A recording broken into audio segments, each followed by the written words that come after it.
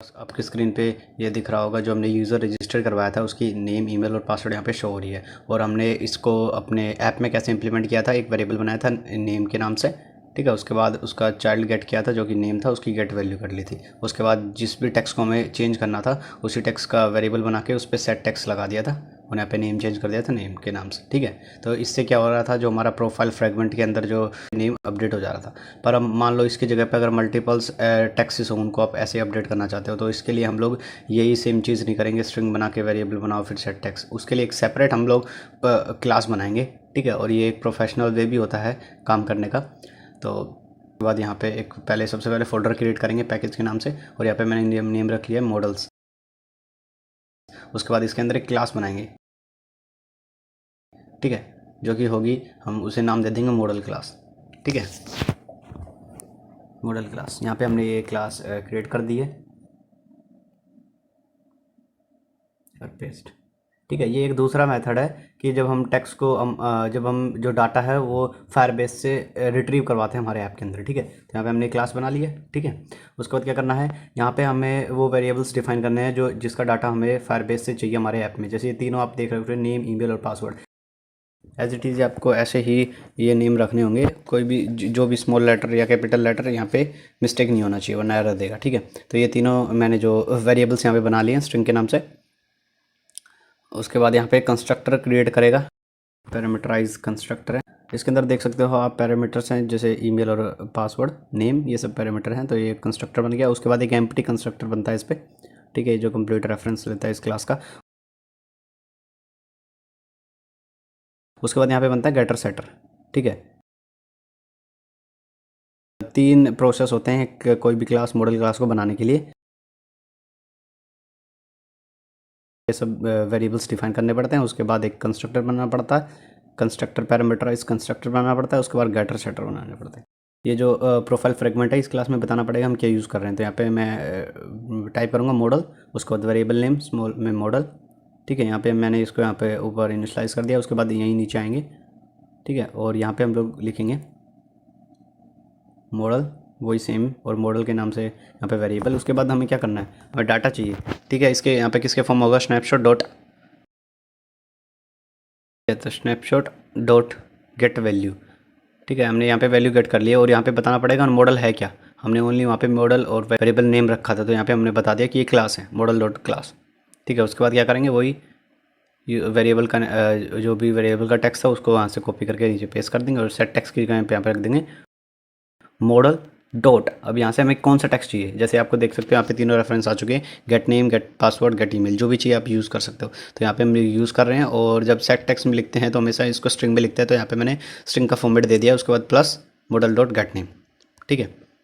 अब यही हम इसकी जगह पे कुछ और करना चाहो, ये जितने भी रेफरेंस है आपकी क्लास में से आ रहे हैं, ठीक है। जो जितने भी क्लास में अगर आपने पैरामीटर डिफाइन किए होंगे उसी के हिसाब से यहाँ पे शो होगा, ठीक है। तो इसको हम एप्लीकेशन पे एक बार टेस्ट कर लेते हैं। जैसे मैं प्रोफाइल सेक्शन में गया के लिए नेम आ चुका है। अब हम क्या करने वाले हैं, एक और कॉन्सेप्ट आपको बताने वाला हूँ, रिसाइकिल व्यू। लिस्ट में क्या होता है कि नंबर ऑफ़ आइटम उसके अंदर हम ऐड करते हैं। उसके बाद उसको जब डाटा रिट्रीव करवाते हैं फायरबेस से, तो वो लिस्ट के अंदर कंप्लीट जो डाटा होता है वो एक ही बार में लोड हो जाता है, जिसकी वजह से हमारे ऐप की एप्लीकेशन पे लोड पड़ता है, ठीक है। अब बट रिसाइकिल व्यू क्या करता है कि जितना भी डाटा होगा वो आपकी स्क्रीन पे दिखेगा, सिर्फ उतना लोड करेगा, ठीक है। जिस स्क्रीन पे दिखेगा उतना ही लोड करेगा, और जब आप स्क्रॉल करते जाओगे तब जाके वो लोड होगा, उससे पहले लोड होगा। जितना भी कंटेंट आपके स्क्रीन पे दिख रहा है उतना ही लोड होगा, जिससे क्या होगा, हमारी मेमोरी पे भी कम इम्पैक्ट पड़ेगा, ठीक है। तो इसलिए यहाँ पे हम लोग रिसाइकिल व्यू यूज़ करते हैं। और जितने भी आप एप्लीकेशन देखते हो इंस्टाग्राम और यूट्यूब वगैरह, इन सब पे भी रिसाइकिल व्यू का यूज़ किया जाता है, ठीक है। तो अब देख सकते हो इसके अंदर मैंने एक ये बनाया है, लेआउट बनाया है जो ग्रीन बॉक्स है, ठीक है। और हम लोग सबसे पहले अब क्या बनाने वाले हैं, एक लेआउट बनाने वाले हैं। ये लेआउट क्या करेगा, ये हमारा रेफरेंस होगा कि किस तरह का हम लोग डाटा शो करवाना चाहते हैं हमारे ऐप के अंदर, ठीक है। तो एक ये जो डिज़ाइन है हम लोग बनाते हैं लेआउट के अंदर। तो मैं यहाँ पे आपको एक बार दिखा देता हूँ कि कैसे बनाने वाले हैं। जैसे ये हमारी लेआउट होगा और इसके अंदर कुछ भी मान लो यहाँ पे, जैसे फर्स्ट पे इमेजेस होगी, उसके बाद कुछ टेक्स्ट होगा, ठीक है, ये मैंने एग्जांपल की तरफ लिया। तो ये हमारा एक लेआउट ऐसे तैयार होगा, ठीक है, बट इसकी कोई भी जावा क्लास नहीं बनेगी, ओनली लेआउट बनेगा एक्सएमएल फाइल, ठीक है। तो ये हमने एक जो सिंपल लेआउट था वो यहाँ पे क्रिएट कर लिया है, इसको यहाँ पे साइड करते हैं। उसके बाद बारी आती है, अब हम बनाते हैं क्लास, ठीक है, क्लास बनाते हैं अडेप्टर।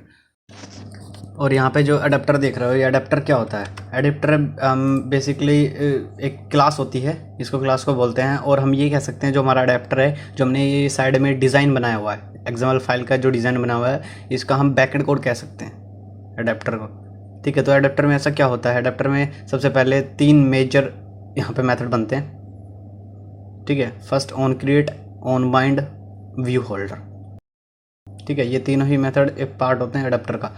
और अब जैसे हमारा जो लेआउट है हमने बनाया था ये, ठीक है, ऑन क्रिएट के अंदर क्या होता है, जो लेआउट है ये हमारा कंप्लीटली कन्वर्ट हो जाता है किसके अंदर? व्यू के अंदर, ठीक है। ऑन क्रिएट में क्या करते हैं हम लोग, जो भी हमने डिज़ाइन बनाया हुआ है लेआउट एक्सएमएल फाइल, उस लेआउट को कन्वर्ट कर देता है व्यू के अंदर, ठीक है। और उसके बाद इसके अंदर जितने भी आइटम थे, जैसे इमेज और टेक्स्ट थे, ये सारे लिंक होते हैं किसके अंदर? व्यू होल्डर के अंदर जाके।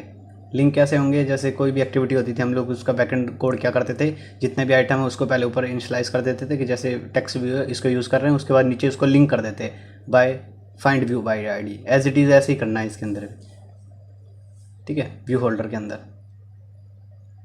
तो इसमें क्या होगा कि हमारा लिंक हो गया। उसके बाद क्या होगा, जो हमारा व्यू होल्डर से जितना भी आइटम था वो सब मूव होकर जाएगा ऑन क्रिएट के अंदर, ठीक है, ऑन क्रिएट के अंदर। और जो हमारा ये ऑन बाइंड है, इसके अंदर क्या करते हैं हम लोग, जो हमारा ये कंप्लीट लेआउट तैयार हुआ है ऑन क्रिएट के अंदर, ये कंप्लीट लेआउट मूव हो जाता है हमारा ऑन बाइंड के अंदर, ठीक है। और उसके बाद ऑन बाइंड से फाइनली जाता है हमारा रिसाइकिल व्यू के अंदर। और एक और चीज़ जो ऑन बाइंड के अंदर हम क्या करते हैं, जैसे मान लो हमने कोई भी टेक्सेस वगैरह चेंज करने हैं, ठीक है, अपडेट करने हैं, तो जितना भी अपडेटिंग का काम होता है वो अडेप्टर के अंदर ऑन बाइंड मेथड के अंदर होता है, ठीक है। कुछ भी अपडेट करना हो, टेक्स्ट हो गया, इमेज हो गया, जितना भी अपडेटिंग का काम है वो ऑन बाइंड के अंदर करना होता है। तो ये सब चीज़ थी अडेप्टर की जो मैंने आपको बता दी है, ठीक है। आने वाली वीडियो में आपको और भी अच्छे से समझ में आएगा जब हम इसे इम्प्लीमेंट करेंगे, ठीक है। उसके बाद एक और क्लास बनाते हैं जो कि मॉडल में, या तो मैंने आपको स्टार्टिंग में बता दिया था कि डाटा को हम लोग रिट्रीव करते हैं फायरबेस से, ये एक अच्छा वे होता है, ठीक है। तो मॉडल क्लास के अंदर मैंने बताया कि सबसे पहले आपको वेरिएबल डिफाइन करने पड़ते हैं जिनका भी आपको डाटा चाहिए, जो ऑलरेडी फायरबेस में है। फायरबेस से डाटा उठ के आएगा ना, तो फायरबेस में जो भी हमारे जितने भी आईडीज़ पड़ी हैं उन सब का यहाँ पे जिस भी फॉर्मेट में डाटा चाहिए वहाँ पे ये डिफाइन करना पड़ता है मॉडल क्लास के अंदर। उसके बाद कंस्ट्रक्टर और गेटर सेटर, ठीक है।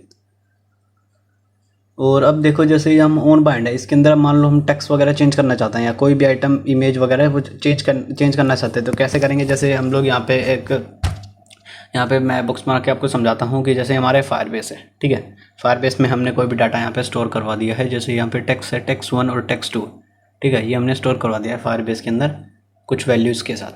अब हम चाहते हैं ये जो वैल्यूज़ है टेक्स्ट प्लेस हो जाए, ठीक है, अपडेट हो जाए।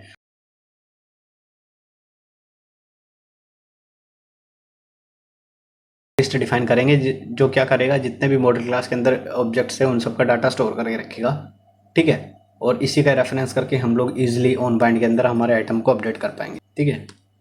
और यहाँ पे हमें देखने को मिलेगा जब हम अपडेट करेंगे तो dot gate text, gate name, gate email, जैसे आपको शुरू में शो हुआ था वो इसी की वजह से शो हुआ था, गेट की हेल्प से, गेट की हेल्प से।